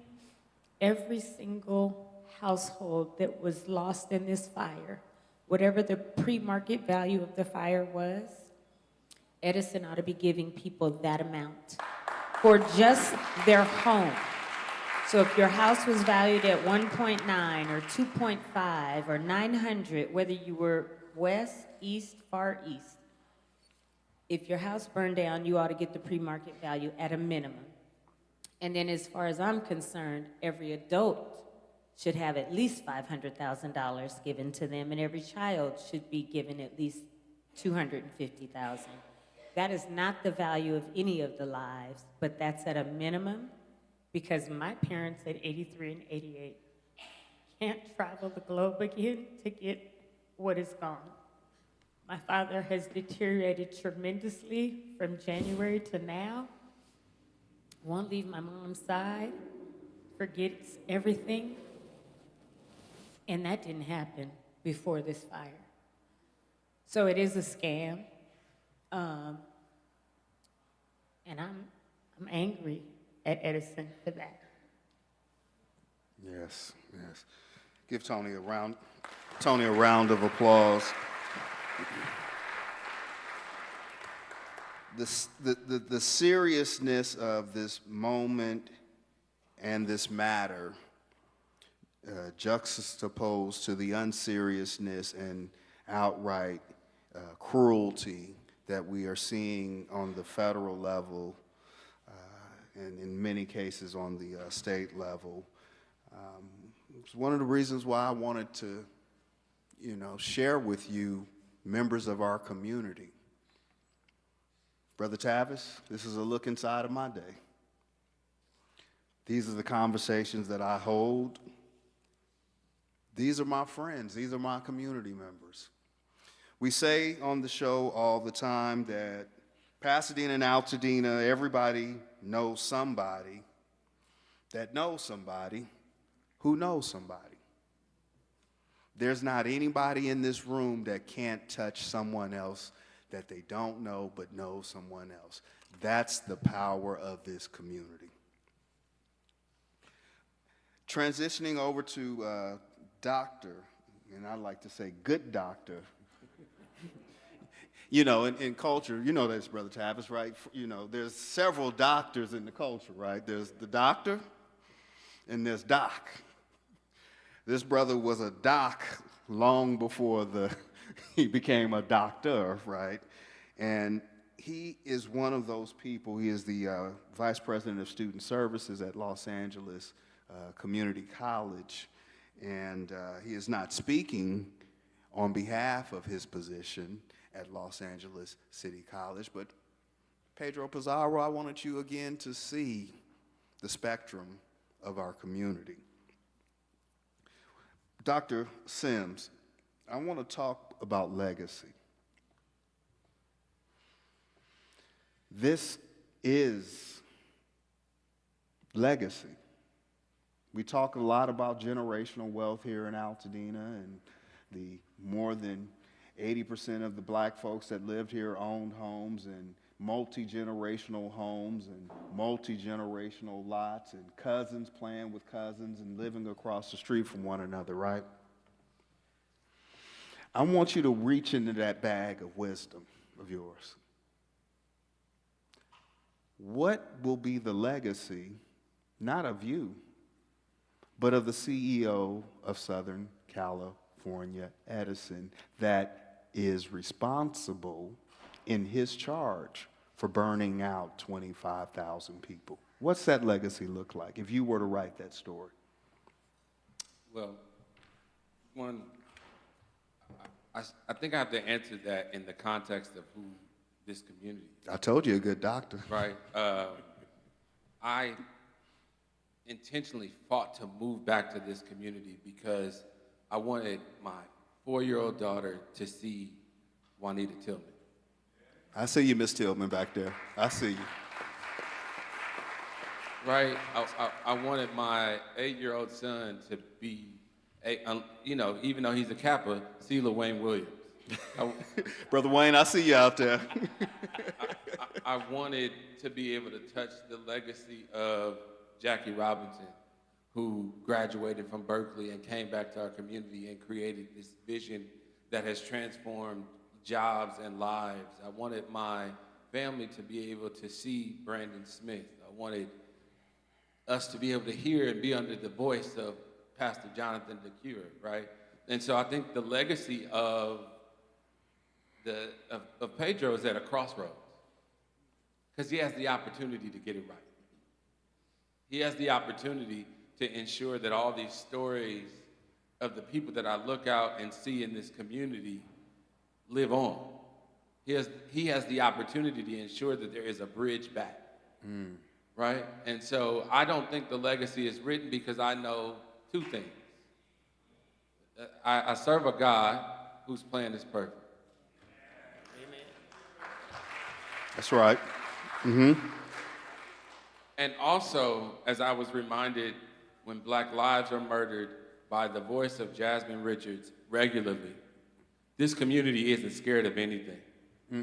And so the boldness and the vision and the power that lives in the lives of each of the people in this room is what will ultimately push Edison to do the right thing. And so I think the legacy is at a crossroads, and I think our friend is looking left and he's looking right.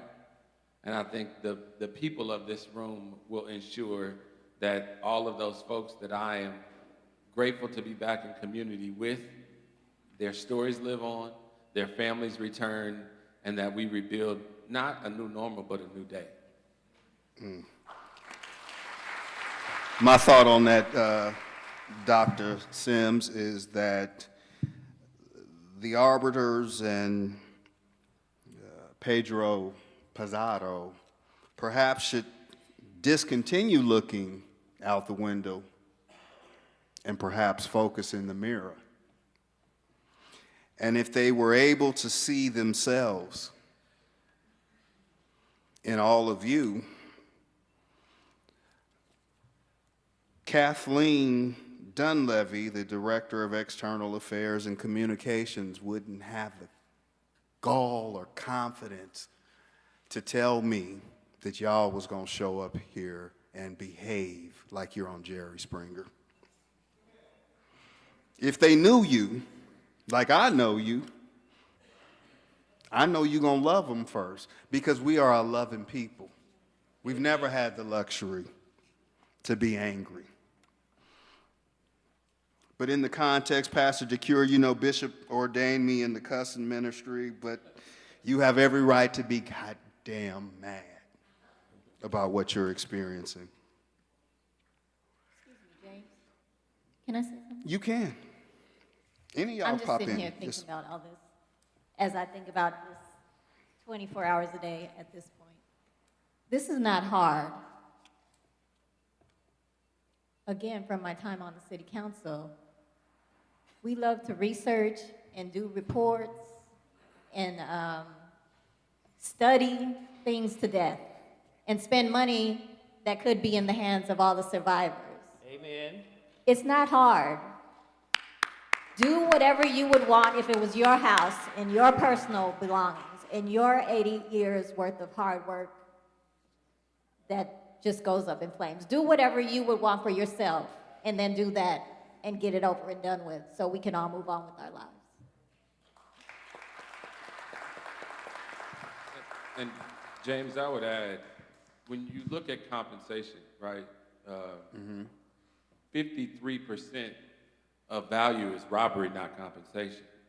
And so I think we have to be steadfast. And that's a privilege to hold on, right? And so I acknowledge the privilege of being able to hold on, but I think what we have to do in this moment is also figure out how we hold each other and how we stand together and what mutual aid looks like in this moment to carry brothers through, to carry sisters through in our community and ensure that people can stay. And so I think that is the legacy or the vision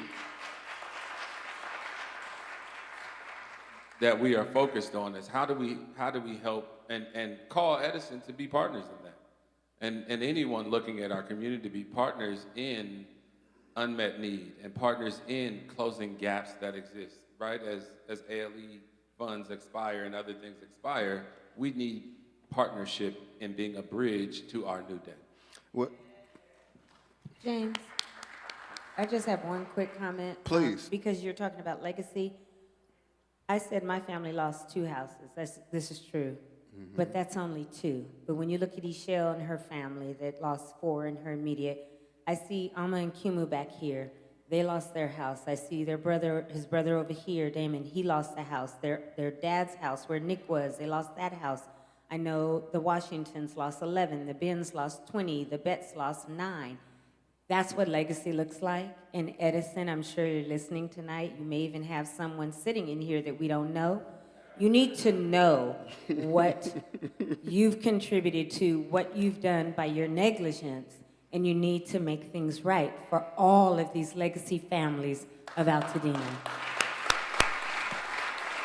Somebody say, turn to your neighbor and ask it, is it you?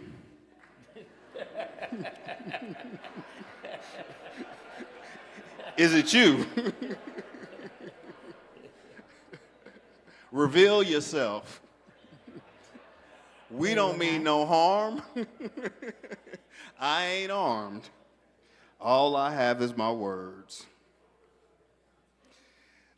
Martin Gordon, I'm going to land this thing in a minute, y'all. I think I'm at my arc now, Brother Tavis. All right. Thank you. I'm going to move us up a little bit, right? Because in all things, I believe we count joy, and the history of our people has been a beautiful struggle. Hasn't been a desirable struggle, but some of the greatest people I know have come into my life because of struggle. because of sacrifice, because of a kinship in wanting what is best for our communities. While we center blackness in this conversation, we do consider and care for everyone here. We are all a part of the community.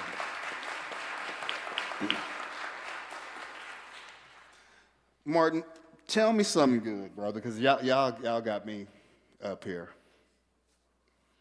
I want some of the things that you've experienced since this fire. What is the joy that you've experienced? Did you say joy? J-O-Y. You know what? I'm going to tell you the major joy I experienced. And I'm not going to go through a long thing about this, but on the night of the fire, my best half called me and woke me up in the middle of the night. And she said, honey, what are you doing? You're trying to drink that cognac, ain't you? I said, no, honey. Communion, Brother Gordon, communion. Oh, yeah, I'm sorry. Anyway, she said, have you looked outside the door? Or are you watching the fire? She was in Sacramento, take care of my mother-in-law, who's almost 90 years old. And she said, I said, yeah, honey, it's always like that. It'll be okay. I ain't worried about it. She said, I'm looking at the ring remotely, and I can see the fire. So I said, you know how a camera is. It make you look fat, baby. The fire looked fat. And so she said, what did you say? I said, that was James Farr. Anyway, let me get to the point. So she said, go to the door and look out the window. So I ran to the door. I kind of looked out the window and I could see a little bit of the fire. I opened the door and I felt the heat of the fire. And then I saw the embers coming. And then I looked and I saw that fire was less than 300 yards from me. And I was still talking to my wife and I said, honey, I think the fire, she said, I told you, you don't never want to listen, boy. I said, well, I'm listening now. And my son came and got me, and we got out. I got down to the bottom of the hill. I got scared because I took my car. I said, I got to go back and get, Mama's car, or I might as well have died in the fire. I turned around. It wasn't an officer. I don't know who was down at the bottom. But I said, I got to go back and get my wife's car. Y'all don't understand. He said, where'd you come from? I said, up on McNally. How long ago did you come down? I said, about 5 minutes. He said, well, turn around and go someplace else. Go with your son. I said, why? He said, your house is gone. Your house is. So if my wife had, joy, I'm alive.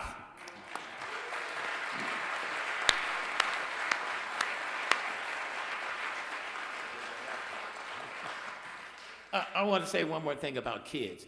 You mentioned, said kids should get $250,000 or more. Kids should get $500,000 or more because they have a long time to live with what happened to us. And I want to say something quick more. You started me. Quick more about generational wealth. Black people's generational wealth. Listen, we are the Wakanda of the world. Black people own homes up here. Black people came to Altadena. Let me tell you one more thing, then I'm going to stop. I left Pasadena to come to Altadena to live with other black people like me. I'm through. Andrew, I appreciate you being here. With all these black folks, huh? Now, we love you. The listening audience can't see any of us. But our brother Andrew is among us and one of us. We are all in this together, right? Right. Thank you, sir. And I know earlier you touched on, and Tavis illustrated it, that you are also a family man, right? You have a family, and you've only been in this community, because they don't know that it's very tribal here, right? Like if you're not from here, like That's they right. from here, you ain't really from here. So people like Andrew and I have to fill out visa applications every year to stay here, right? There's a premium in dues, but I think it's important that we learn who you are and what brought you here. Yeah, so I've lived in Los Angeles since 2002. I came out here for college. I grew up in Houston. My grandfather actually grew up here in Los Angeles, which is why this was always kind of in the back of my mind that maybe I could live in Los Angeles. I had never been out here before I turned 18. And he had gone to USC and played baseball at USC, and won the College World Series at USC. What? And yeah. And so it was always in the back of my mind that I could go to USC, that I could come and live in Los Angeles. So I've been here off and on since 2002. This is actually the second time I've kind of gone through a challenging time like this. My wife, who's from Istanbul, Turkey, and I years ago moved to about 10 years ago now moved to Istanbul, and I got a job as a professor there, and I was gonna live there the rest of my life. And if you're kind of up with Turkish politics, you know that a couple years after we got there was a coup attempt. And subsequent to the coup attempt, there was a crackdown on academics specifically, and I was about to publish a book that was critical of the then prime minister, now president. So we were actually, we've been forced to flee a home once already. But when we moved into Altadena, my birthday weekend 2 years ago, and it was, I recognize, so many people have these histories here that, I cannot, be fully part of, but this community has just welcomed me like you wouldn't believe. I mean, our neighbors from day one, the whole community, it's a special place. And I think, one of the things, that Chevron on Fair Oaks that, sold that $1 billion lotto prize, right? So every time my wife and I would drive by, we'd kind of make a joke about, what would we do if we won that $1 billion? And within, a week of moving into our home in Altadena, we said, well, we would just get a bigger home in Altadena. We're never leaving Altadena. This is the most special place, and we, we only got to be in that home for a year and a half before the fires. Our second child was born there. My wife and I are big runners. We run a lot of half marathons, and my favorite half marathon route was going by your parents' house. As I realized as you were saying that. So I ran by that house every few weeks. We're new to Altadena, not new to Los Angeles, new to Altadena, but felt just so welcomed by this community and so lucky to have been able to experience, the almost 2 years, the not quite 2 years of what's been described here, that was just the most special thing that I've gotten to have, and I want it to rebuild. I know it'll be new. It's not going to be the same for a lot of reasons. It'll never be the same, but I just feel so lucky that I got that short bit of time to experience what you all know is just the most special place. Thank you, Andrew. Because I'm watching my time, panel, and I'm going to allow each of you to have a closing remark as I watch the time in the final 7 minutes that I have available to me. I will start with you, Tony, and it's twofold, right? And you about 30, 40 seconds to answer, and you pick which one. How are you sustaining your hope, or what message do you want for Southern California Edison? Well, I told Edison what I had to say a few minutes ago, that it's shameful and it's egregious. As far as my hope is in the Lord. I go to this church, and I think if I bent over, I saw my pastor, over there in the cut. Hey, Pastor John. He and our church have done tremendous in helping this community. And even if we know you and you weren't technically a member, you could still come here, still can, and you could get help. So part of that, I've been thrust, hold on, I got about 10 seconds? Yeah. Thrust into this Altadena Talks that he spoke about earlier. If you want to know anything about Altadena Talks, we are a foundation, but a full podcast. We had episode 212 today. We are on 5 days a week at 10 a.m., but you can find us on YouTube under Altadena Talks. You can look at all our episodes. I have builders, state senators, you name it on. So if there's something that you need, go look at Altadena Talks. You were on today too. And you can find out any information you need for your rebuild and your recovery. Honorable Jackie Robinson Beasley, sustaining your hope, how? Baisley. Faith. Without works is dead. That's what, yeah. I'm sorry. I want to thank everyone that has reached out to me and my family individually and as organizations to help us. But I also want to use this opportunity to say that I know we're all here mostly talking about total loss, but there's a segment of our community that didn't have a total loss, have standing homes that are uninhabitable 100%, that are still fighting for it with insurance, that are still trying to get resources, and a lot of the programs I've noticed are cut off from individuals who still have standing homes. And so I would just like to encourage philanthropy organizations and nonprofits to open up the assistance for everyone. Thank you. Let's give Honorable Jackie Robinson Beasley a round of applause. Good Dr. Sims, how are you sustaining your hope? So, one, I think family is huge, and just grateful to have a partner who dreams of a new day with me and hasn't given up. We've cried together. We've felt like we lost our minds together, but our children and our togetherness has really been sustaining. I think this has moved us also into action. And so through the Legacy Land Project and the amazing team of Larice Campbell, who is trying to hide right there, and Angel Cade and Corinne Walker, and so many other folks who are doing this work to help provide care management in this community. And so if you do need support and you do need help, we at the Legacy Land Project want to help. We want to help you close those gaps. We want to help you navigate the mountain of paperwork we're all filling out. And we want to stand in the gap with you. And so I'm encouraged to be a part of this work and stay in this community fighting for a new day. Absolutely.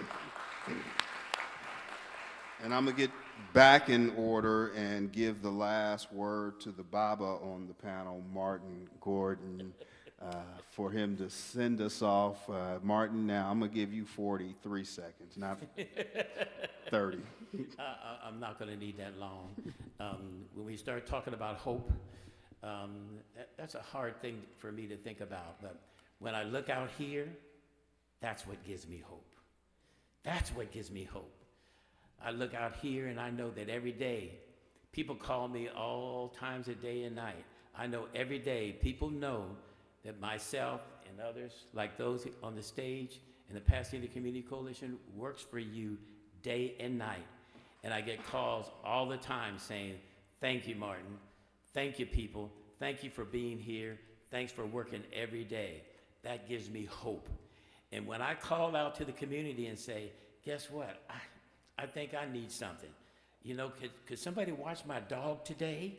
I know it sounds crazy, but if you have dogs and you don't have no home, I carry my dogs everywhere with me. I have to clean my car for a number of reasons. So the thing is, I reach out in the community and people come and help me. So there's my hope and my dream. I love Altadena, and I'm gonna be here for Altadena, and I'm gonna keep pushing until we get what we deserve. And in the final time that I have available to me, somebody say they tried to bend us, but they couldn't break us. And that's what we're seeing today. I want to acknowledge and thank, Pastor Jonathan DeCure, Senior Pastor of Victory Bible Church, as well as the entire congregation and church family of Victory Bible Church, for opening your doors, Pastor, and allowing us to share in this space. I also want to thank the Black Freedom Fund for their support and sponsorship of today's program. And another round of applause for our Chief Visionary Officer, Mr. Tavis Smiley, for his vision to bring this program forward. And most importantly, all of y'all. If y'all can see what I'm looking at from up here, Edison said y'all wasn't coming. They tried everything in their power to discourage and dissuade. I appreciate y'all being here. I'm going to pass it off to my colleague, Jill Monroe. She has an amazing show. I'm doing radio stuff. She has an amazing show up for you. Thank you all for being here. Agape. KBLA 1580 Santa Monica. I'm Amber Payton with BIN News Now. Baltimore's Black Mayor Brandon Scott says the city is officially winter ready as snow season approaches. The city has stocked over 15,000 tons of salt, 36,000 gallons of brine, hundreds of plows, and a $7.3 million snow removal budget.